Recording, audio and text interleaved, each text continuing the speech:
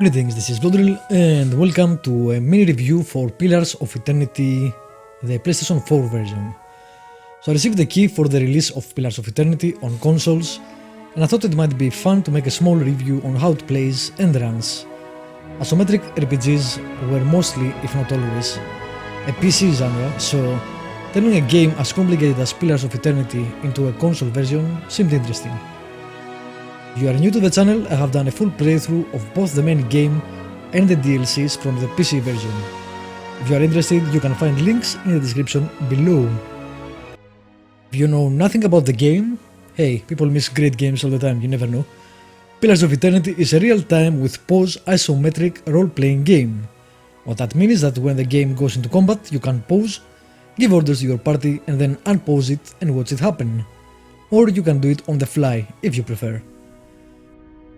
First things first, you create your character. In this game you will get companions that will fill out your party, and you can even hire mercenaries for you don't have any companions. But the characters you create will be your main character story-wise. You will find the usual races, humans, dwarves, elves, and some unusual ones. The Aumaua, which is a semi-aquatic humanoid race, the Orlan, which is basically the halfling of the world, and the Godlike, which are children of humanoids, mostly humans, who were blessed or cursed depending on how one sees things by the gods. The godlikes appear with many different things on their body like horns, talons or even fire. Next you can pick up some character stats like strength, constitution, dexterity, perception, intelligence and resolve. Role-playing fans should find it easy to navigate this area of the character creation since it's more or less the same for most role-playing games with some differences like resolve. Depending on the class, the game suggests two main stats and a tertiary stat as what you should raise for your character, but you are of course free to choose whatever you want. One of the really good things about Pillars of Eternity is that you can make a mage that's blade based and uses a gun or a sword, and that's fine. You may cast spells less frequently, but you are free to make your character however you like. Next up is the skill selection. First, stealth, which depending on how good you are, it's easier to move around unseen. Second is athletics, which is really useful for a ton of dialogue or catching interactions, like climbing or being fast enough to perform a life-saving feat. Third is lore, which is essential if you want to use scrolls. The higher level of spells will need accordingly a higher lore skill. Fourth is mechanics, which affect how good you are in disarming traps or picking locks, and general machine usage. And last is survival, which will help you pick a bonus every time you rest, and of course help with scripted interactions and dialogue as with every other skill. Now, let's get to the important part. How does the game control and performs? Performance wise, I'm not going to offer any technical information because I don't have a way to measure anything, and I'm sure there are enough channels out there for that. I did notice the game has some FPS issues, at least at the starting area. There is some stuttering, although it seemed to improve when leaving the starting area. The controls is where this version of Pillars of Eternity will live or die for me. Thankfully, they have done a mostly good job on them. You have two radial menus, which will lead to many information screens and let you control your character.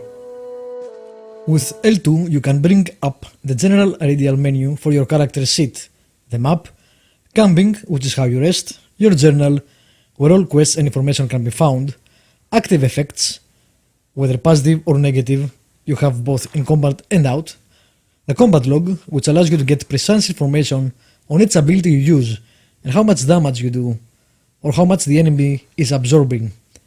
Also, while in the log, you can use L1 and right 1 to move between the combat log and the dialogue log.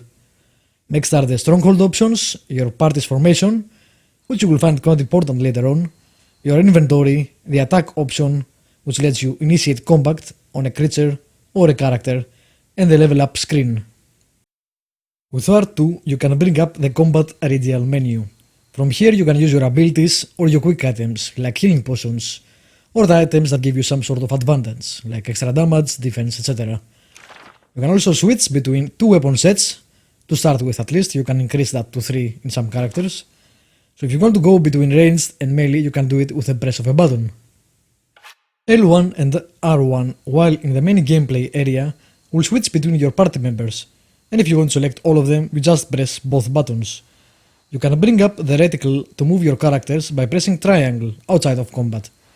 Inside of combat, it's automatically up, so you can move around. Pressing L3 enables Scout mode. That enables you to stealth through enemies, and perhaps more importantly, lets you perceive items that may be hidden while traversing a place in normal mode.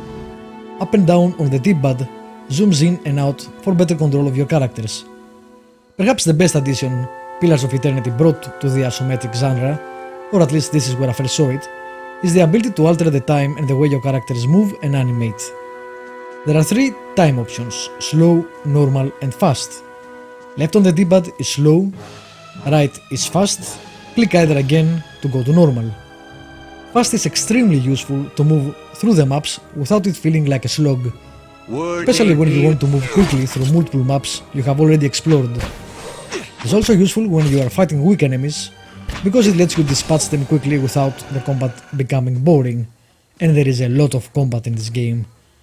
The slow mode, on the other hand, is very useful on the hard fights. When you don't want to pause every second, you can enable it, and you have plenty of time to make choices and give orders while combat is happening.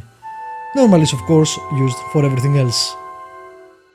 I found both the radial menus and combat handling to be quite smooth controls wise. The game does a fantastic job providing the player with all the information he would probably ever need via pop-ups on every stat, skill, ability, spell or anything else really. This is a bit more cumbersome to move around with a controller than with a mouse, but all the information is still there should you desire it. The game offers a great saving system. It auto-saves frequently and you can save whenever you like, always a must for me at the test checkpoints. Loading times are good, which is great because you will be going in and out of residences and areas with each require a loading to or out of. The only bug I found, which granted A, I didn't play the game for a huge amount of time, and B, this was a review version, so it probably will be patched by release. So I'm not sure if that's still there, but the only bug I found is that pressing the middle area of the DS4 for the map did not actually bring up the map unless I pressed it twice. It didn't matter if I pressed it like a mouse double click fast or pressed it once, then waited 10 seconds and pressed it again, it still needed 2 clicks. Pillars of Eternity offers an intriguing storyline with a ton of side quests and almost none of them fetch quests. The couple it has have twists to make them interesting. There are some really great and memorable companion characters like Durance or the Grieving Mother. The game really looks very beautiful, elevated by its art, and including a fantastic soundtrack can get really immersive despite its isometric nature. The game also offers some really nice hand-drawn interactive cutscenes, where you get to choose your actions in sequences that can help or hinder your character. The complete edition offers both the main story and the White March DLC, about 120 hours in total for €50 or dollars depending on your location. In conclusion, if you are a fan of role-playing games, here is one of the best isometric ones that the recent resurgence produced. The controls were a lot better than I expected actually, and this is one of my favorites, so if you haven't played it because you didn't have a PC or you just prefer consoles, here is your chance.